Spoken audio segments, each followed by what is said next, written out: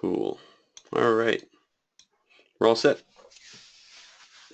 All right, great. So what I was doing was setting up a sandbox for you, but I can finish that later. So ultimately, what do you want me to show you to get started, I guess? Well, where you're going to be able, where you're going to be putting this in functionality, what you've been given so far as, headway into the app implementation. Yeah. So I sent you a couple of emails that had the JavaScript and Apex APIs information that SMS Magic provides. Mm-hmm. So that's going to be the starting point.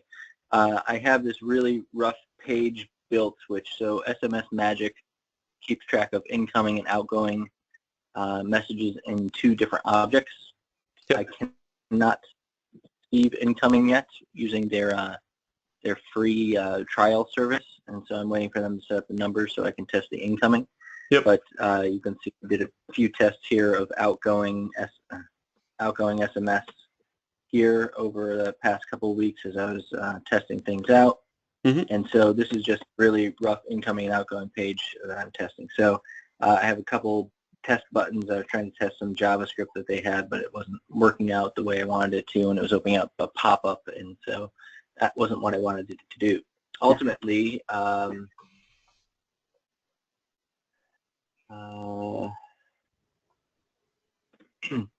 when I open up a contact record, in this case, so this is my contact record screen, and up here I have SMS beta.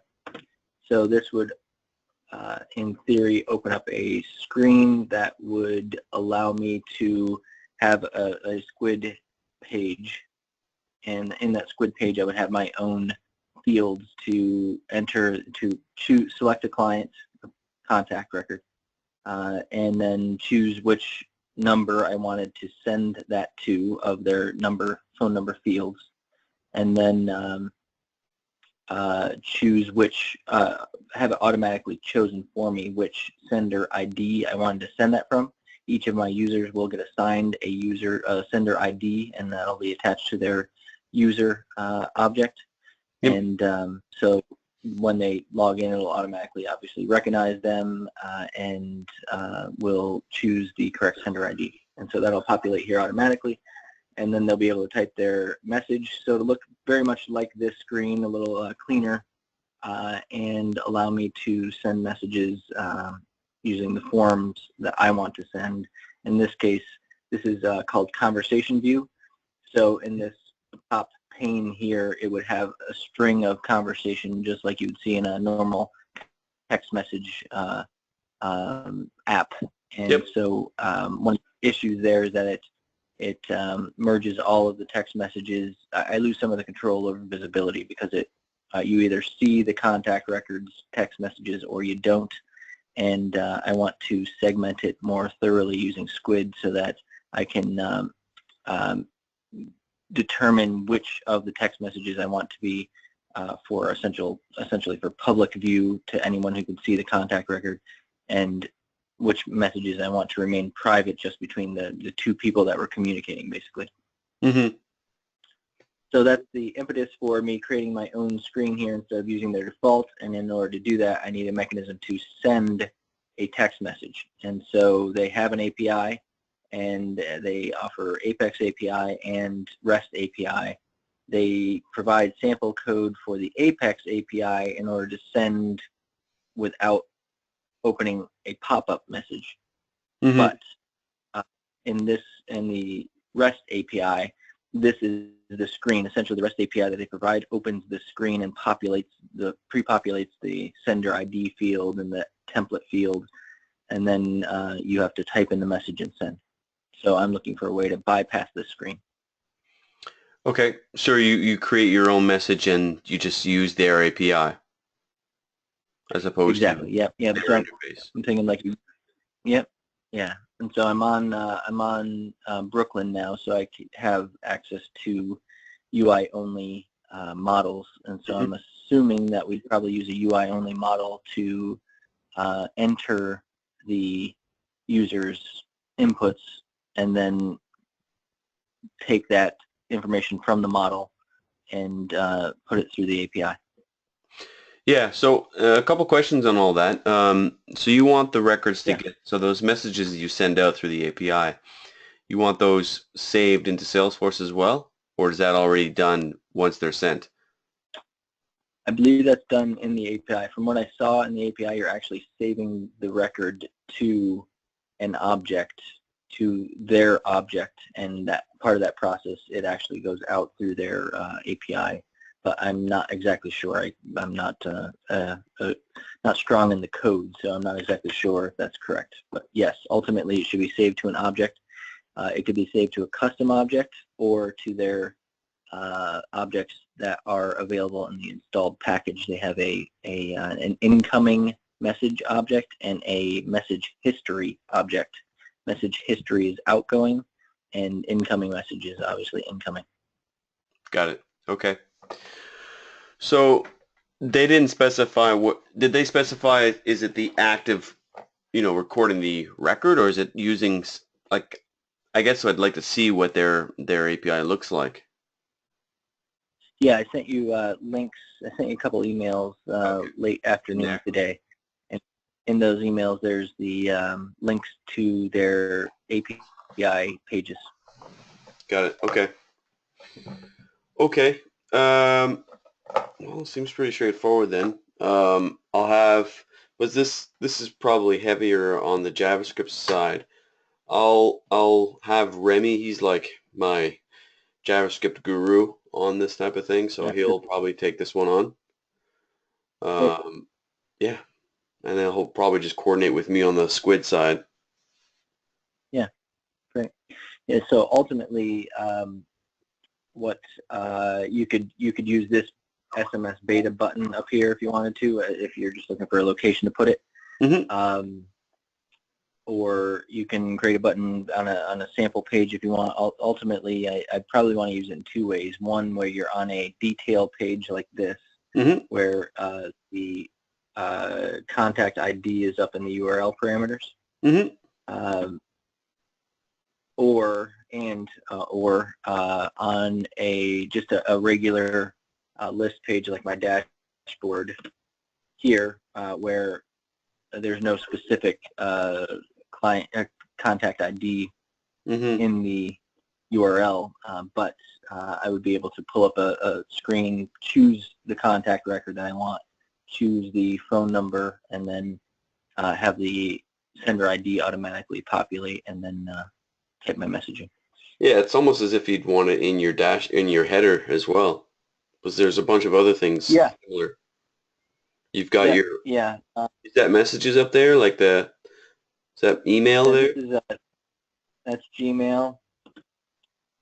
So we use Google Apps as our software driver, so that opens Gmail in a separate tab. This is Google Calendar. This is our internet-based phone system, so you can actually make phone calls. And this is new contactor activity record. These are our manuals. We're heavily regulated, so we have various manuals that all of our employees have to read and certify they've read on a regular basis. And then we have tools where we have all our different apps. And then this is our app store, which is single sign-on through one login, and it gives us an app catalog that we can sign into all these apps without having to re-enter the passwords, which makes it much more convenient because we have 42 apps now that we use within the organization. So Holy cow, that's pretty heavy, and so it was tough to keep track of all those passwords, obviously. Well, that's pretty. And it was. It's a lot to set up, but once you get it done, it makes it a lot easier. But well, it gives the users a good reason to come to Salesforce as well. Yeah, exactly. That's what we're trying to do is, the secret to CRM is engagement and getting people engaged and keeping them in that environment. So I'm trying to make it so they have one website to go to and access every tool that they need from here and stay in this and work it. And it's going pretty well. It got technology doesn't. It's hard to get old dogs to learn new tricks, but everyone adopted it pretty well, and they like it. And so the latest thing that we're rolling out is this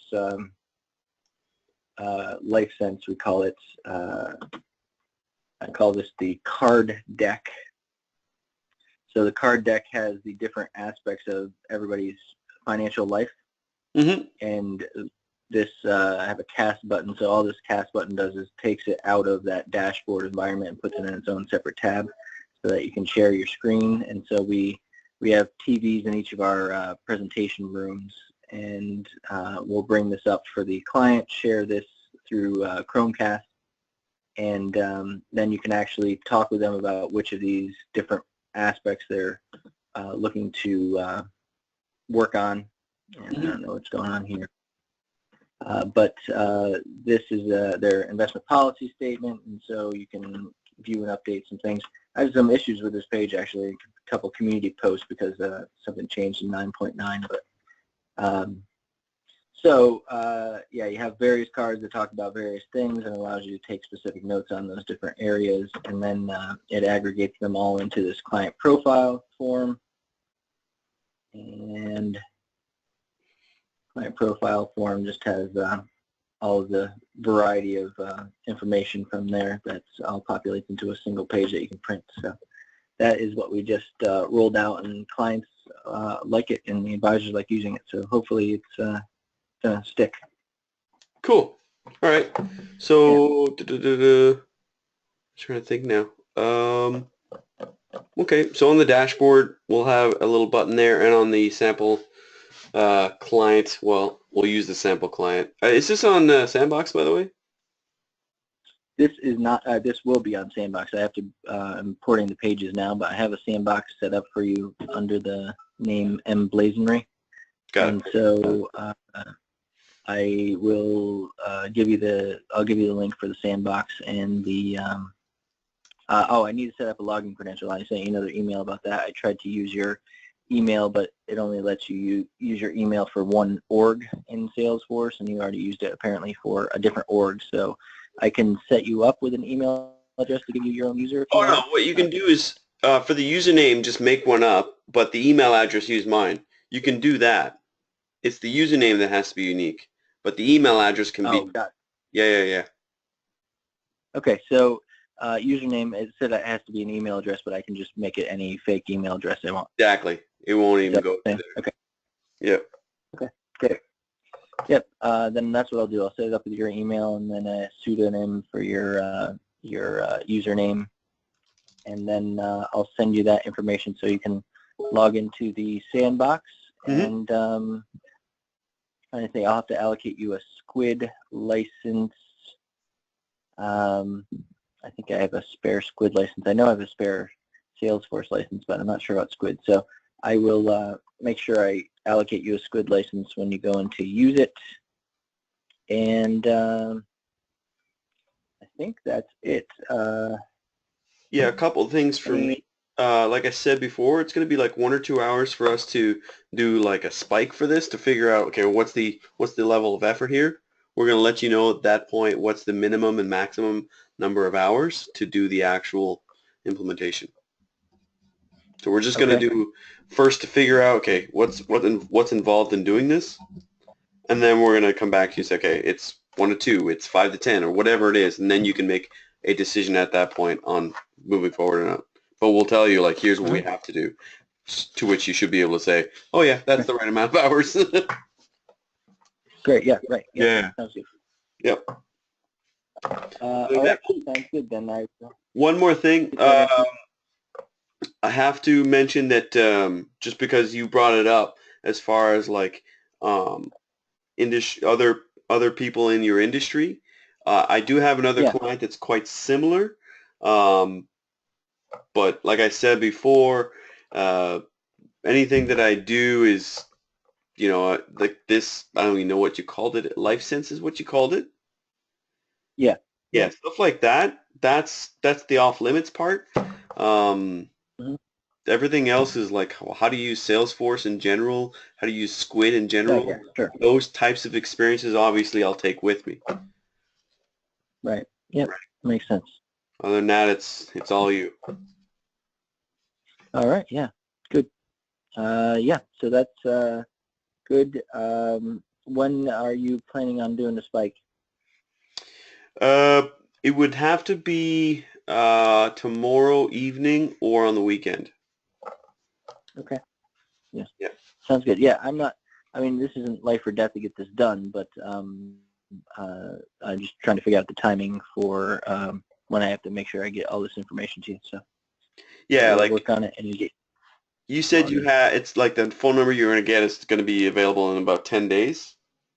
And that tells me we've got Yeah. plenty of time. So if we have the spike done Yeah. tomorrow night or the weekend, that means we'll have most of next week to do the work. Well, all of next week to do the Yeah. work, but you'll know Yeah. by the weekend how much time it'll take. Okay. Great. Sounds good. Do you need access to do the spike, or are you just gonna kind of draft it up in your mind? No, I'd prefer to do it with some minimal amount of testing in your org, Okay. in Yep. the Sounds good. sandbox, I should say. Yep. Okay. Yep. I'll get the sandbox. I just have to do a change set to get the squid pages into the sandbox, and then I'll set you up with a user and get you running. Perfect. Sounds good. All right. Great. Thank you, friend. You're quite welcome. See you, Scotty. We'll, okay. Talk to you soon. Bye bye.